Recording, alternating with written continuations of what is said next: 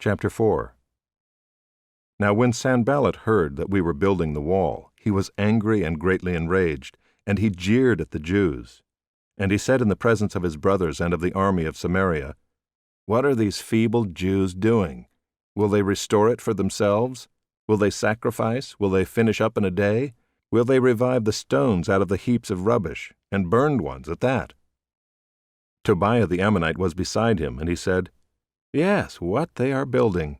If a fox goes up on it, he will break down their stone wall." "Hear, O our God, for we are despised.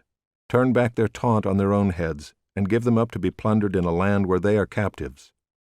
Do not cover their guilt, and let not their sin be blotted out from your sight, for they have provoked you to anger in the presence of the builders." So we built the wall, and all the wall was joined together to half its height, for the people had a mind to work. But when Sanballat and Tobiah and the Arabs and the Ammonites and the Ashdodites heard that the repairing of the walls of Jerusalem was going forward, and that the breaches were beginning to be closed, they were very angry. And they all plotted together to come and fight against Jerusalem and to cause confusion in it. And we prayed to our God and set a guard as a protection against them day and night. In Judah it was said, "The strength of those who bear the burdens is failing. There is too much rubble. By ourselves we will not be able to rebuild the wall." And our enemies said, "They will not know or see till we come among them and kill them and stop the work." At that time the Jews who lived near them came from all directions and said to us 10 times, "You must return to us." So in the lowest parts of the space behind the wall, in open places, I stationed the people by their clans with their swords, their spears, and their bows. And I looked and arose and said to the nobles and to the officials and to the rest of the people, "Do not be afraid of them. Remember the Lord, who is great and awesome, and fight for your brothers, your sons, your daughters, your wives, and your homes." When our enemies heard that it was known to us and that God had frustrated their plan, we all returned to the wall, each to his work. From that day on, half of my servants worked on construction, and half held the spears, shields, bows, and coats of mail. And the leaders stood behind the whole house of Judah, who were building on the wall. Those who carried burdens were loaded in such a way that each labored on the work with one hand, and held his weapon with the other. And each of the builders had his sword strapped at his side while he built. The man who sounded the trumpet was beside me, and I said to the nobles and to the officials and to the rest of the people, "The work is great and widely spread, and we are separated on the wall far from one another. In the place where you hear the sound of the trumpet, rally to us there. Our God will fight for us." So we labored at the work, and half of them held the spears from the break of dawn until the stars came out. I also said to the people at that time, "Let every man and his servant pass the night within Jerusalem, that they may be a guard for us by night, and may labor by day." So neither I nor my brothers nor my servants nor the men of the guard who followed me, none of us took off our clothes, each kept his weapon at his right hand. Chapter 5. Now there arose a great outcry of the people and of their wives against their Jewish brothers. For there were those who said, "With our sons and our daughters we are many, so let us get grain that we may eat and keep alive." There were also those who said, "We are mortgaging our fields, our vineyards, and our houses to get grain because of the famine." And there were those who said, "We have borrowed money for the king's tax on our fields and our vineyards. Now our flesh is as the flesh of our brothers, our children are as their children. Yet we are forcing our sons and our daughters to be slaves, and some of our daughters have already been enslaved. But it is not in our power to help it, for other men have our fields and our vineyards." I was very angry when I heard their outcry and these words. I took counsel with myself, and I brought charges against the nobles and the officials. I said to them, "You are exacting interest, each from his brother." And I held a great assembly against them and said to them, "We, as far as we are able, have brought back our Jewish brothers who have been sold to the nations, but you even sell your brothers that they may be sold to us." They were silent and could not find a word to say. So I said, "The thing that you are doing is not good. Ought you not to walk in the fear of our God to prevent the taunts of the nations, our enemies?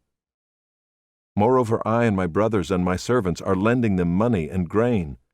Let us abandon this exacting of interest. Return to them this very day their fields, their vineyards, their olive orchards, and their houses, and the percentage of money, grain, wine, and oil that you have been exacting from them." Then they said, "We will restore these and require nothing from them. We will do as you say." And I called the priests and made them swear to do as they had promised. I also shook out the fold of my garment and said, "So may God shake out every man from his house and from his labor who does not keep this promise. So may he be shaken out and emptied."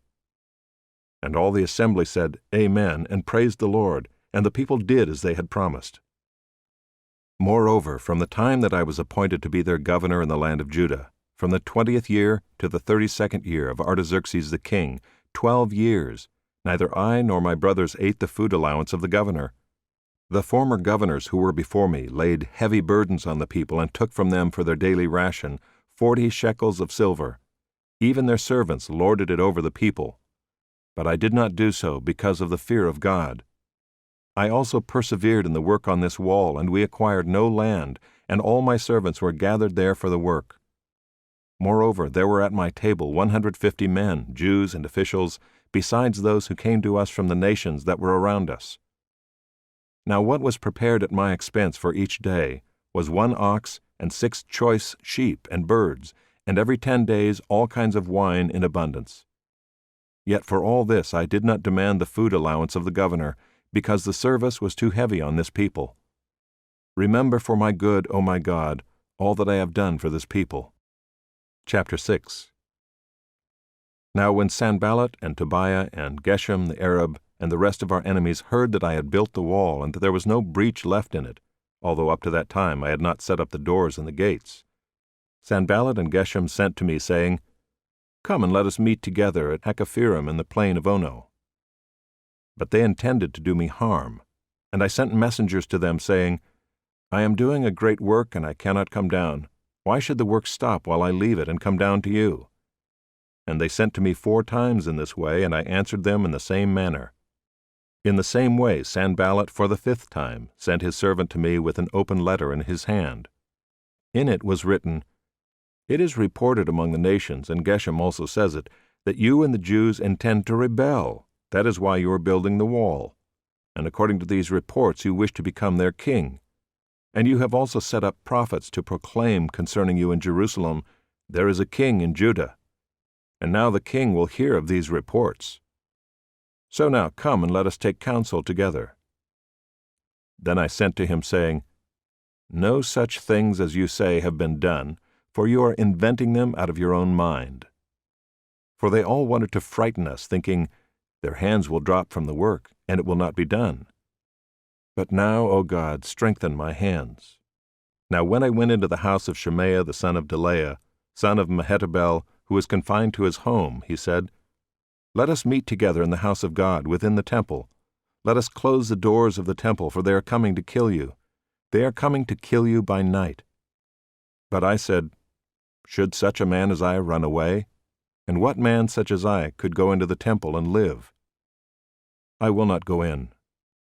And I understood and saw that God had not sent him, but he had pronounced the prophecy against me because Tobiah and Sanballat had hired him. For this purpose he was hired, that I should be afraid and act in this way and sin, and so they could give me a bad name in order to taunt me. Remember Tobiah and Sanballat, O my God, according to these things that they did, and also the prophetess Noadiah, and the rest of the prophets who wanted to make me afraid. So the wall was finished on the 25th day of the month Elul in 52 days. And when all our enemies heard of it, all the nations around us were afraid and fell greatly in their own esteem, for they perceived that this work had been accomplished with the help of our God. Moreover, in those days the nobles of Judah sent many letters to Tobiah, and Tobiah's letters came to them. For many in Judah were bound by oath to him, because he was the son-in-law of Shechaniah the son of Era, and his son Jehohanan had taken the daughter of Meshullam the son of Berechiah as his wife. Also they spoke of his good deeds in my presence, and reported my words to him. And Tobiah sent letters to make me afraid.